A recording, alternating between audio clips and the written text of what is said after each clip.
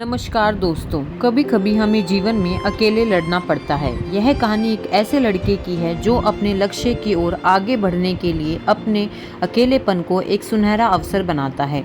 एक समय की बात है, एक छोटे से गांव में एक लड़का रहा करता था।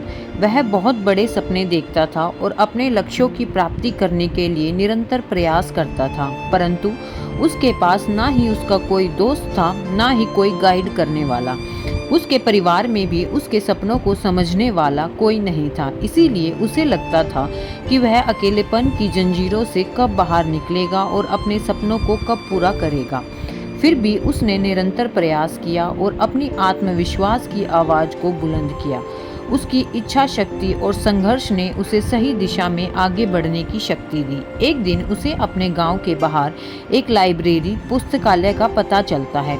वह आश्चर्यचकित हुआ, क्योंकि उसे पहले कभी ऐसी जगह नजर नहीं आई थी। धीरे धीरे उसने उस लाइब्रेरी के दरवाजे पर कदम रखा। वहां जाकर उसने देखा कि लोग पुस्तकों के बीच खोए हुए हैं और वहां की शांति, पूर्णता और ज्ञान के वातावरण ने उसे संतुष्ट कर दिया।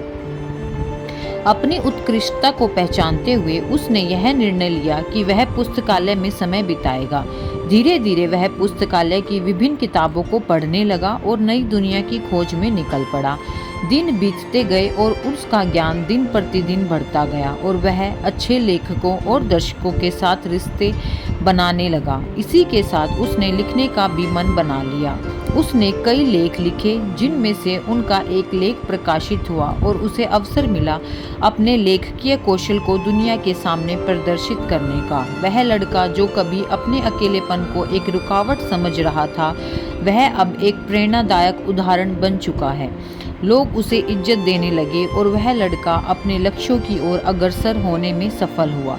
इस कहानी से हमें यह सीख मिलती है कि अकेलेपन को एक सुनहरा अवसर बनाने के लिए हमें संघर्ष करना पड़ता है। हमारी संयमता, समर्पण और मेहनत हमें अपने लक्ष्यों की प्राप्ति के प्रति आगे बढ़ा सकती है। धन्यवाद।